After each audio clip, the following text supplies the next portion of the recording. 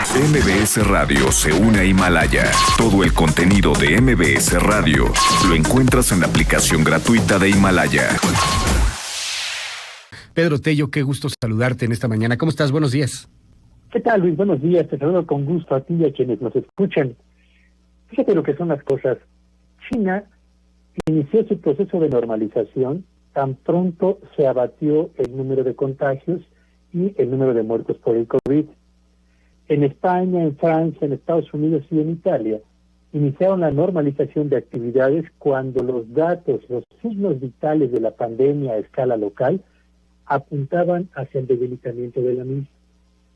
En México, en cambio, estamos iniciando la normalización justo como nos encontramos en la cresta de la curva de contagios. Y todo el mundo tiene claro, Luis, eso no lo podemos poner ni siquiera a discusión, que es preciso reactivar la economía, porque el ciclo que va de la producción, pasa por la distribución, las ventas al consumidor final, está literalmente interrumpido desde el mes de marzo. Y es evidente que necesitamos reactivar justamente ese ciclo, considerando que el consumo que tiene lugar en el territorio nacional es y será el más importante motor de cualquier economía, sea la mexicana, la norteamericana, la china o etcétera. Pero el hecho de que en China esté regresando la cuarentena en una región específica nos genera lecciones importantes, particularmente a los mexicanos. La primera es que el proceso de normalización, a pesar de que se esté emprendiendo en México justo en la cresta de la ola de pandemias, es un proceso francamente muy frágil. Será un proceso al mismo tiempo mucho más lento de lo que originalmente habíamos considerado, de ahí la importancia de la decisión que ha tomado el gobierno de la Ciudad de México de llevarlo hasta el mes de agosto y a partir de indicadores que van más allá de fechas, el calendario exclusivamente.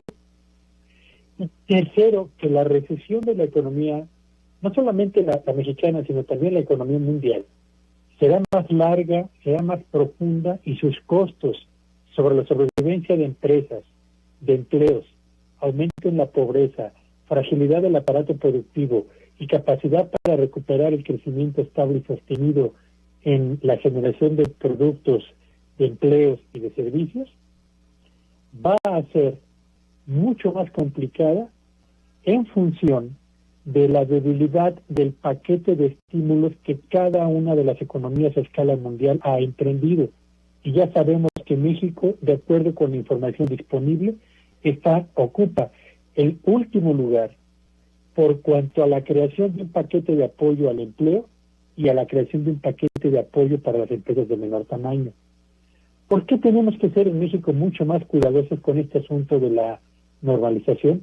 Tres son las razones fundamentales, Luis, y la primera brota justo por lo que acabas de comentar ahora mismo con Nicolás, que tiene que ver con el hecho de que no tenemos en México un sistema de pruebas que sea eficaz por cuanto al número y tampoco por cuanto a su cobertura geográfica. Segundo, tenemos evidentemente un sector salud con una debilidad estructural que ha sido puesta en evidencia por los problemas, uno, de abasto en medicinas de meses atrás, dos, insuficiencia de abasto en lo que a insumos para atender los problemas mismos de la pandemia se refiere, y tres, por el aumento importante en el contagio de personal médico, desde enfermeras, médicos hasta personal de mantenimiento. Y tercero, cuidadosos y aprender la lección de China hoy en día, porque estamos reabriendo las actividades económicas en plena fase 3 y tengo la impresión de que más impulsados por la presión de Estados Unidos que por la certeza de que estamos en condiciones de garantizar en las empresas en todo el país justamente la certeza de que no habrá un rebrote en México que vuelva a ponernos en apremios, particularmente al sector salud y desde luego la tranquilidad de la ciudadanía en general. Así que ojalá que esto que está ocurriendo en China y lo que está ocurriendo en España, en Francia, en Nueva York y en Italia sean lecciones de lo que tenemos que estar haciendo en México para evitar que esto se vuelva a convertir en un problema serio para la salud colectiva. Luis. Muchísimas gracias, Pedro. Pues ahí está el asunto.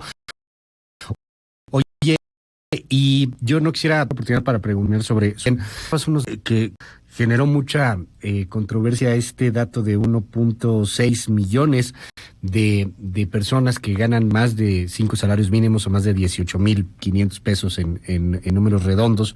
Y hay reacciones. Por ahí habló también el presidente de Coparmex, preocupado por el tema del empleo, diciendo hasta el momento llevamos 1.2 millones de empleos perdidos.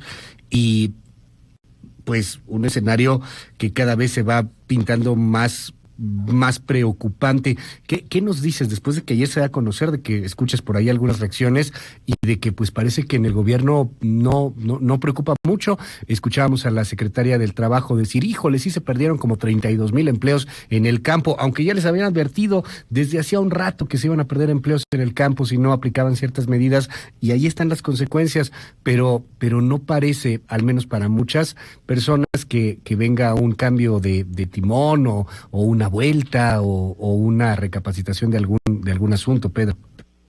Yo diría 3 cosas muy rápidamente, Luis. Primera, el crecimiento de una economía importa e importa más, porque de ello depende, uno, la cantidad del empleo, pero también la calidad del empleo. Y si esto no tenemos en cuenta, pretender medir el desarrollo de nuestro país a partir del bienestar espiritual no tiene ningún sentido. Segundo, si no aplicamos políticas públicas de rescate a las empresas de menor tamaño, no hablo de Fobaproa ni esas cosas, hablo de las empresas de menor tamaño, Luis, la magnitud del desastre en el mercado laboral va a ser mayúsculo e irrecuperable en el corto plazo. Y tercero y último, quienes promueven la idea de que debemos medir nuestro avance a partir del bienestar colectivo, deberían de voltear la mirada de verdad a los datos del mercado de trabajo en México, que ha publicado el INEGI, que están a su disposición en el IMSS, para darse cuenta de que no hacer lo que está haciendo más allá de nuestras fronteras, está endosando muy conjunto, pero particularmente en Luis Auditorio, a las familias que han perdido empleos, fuentes de ingreso, y están viendo cómo se desgaja su propia calidad de vida.